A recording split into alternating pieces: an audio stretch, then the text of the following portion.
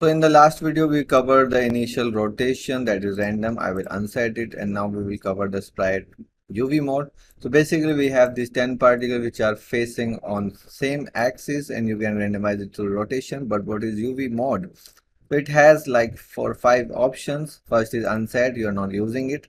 Then you can randomize it on X. So basically it will flip the texture on that axis. So if I use this, some facing left, some facing right on the X, and all the black is on down, so that means the Y is not random.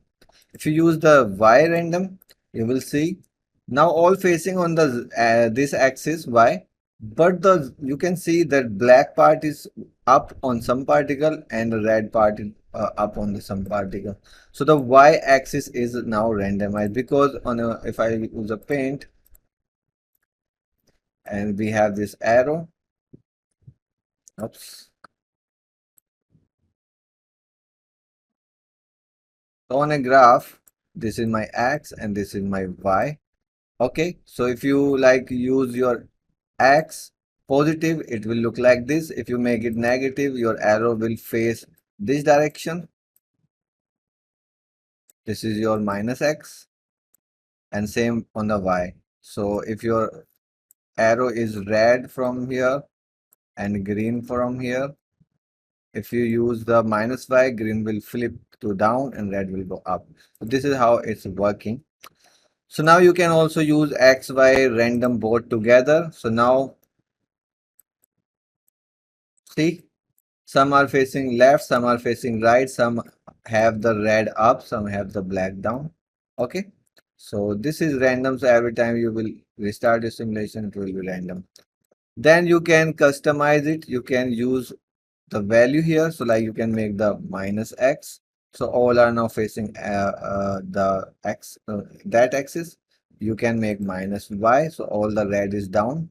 You can randomize it also.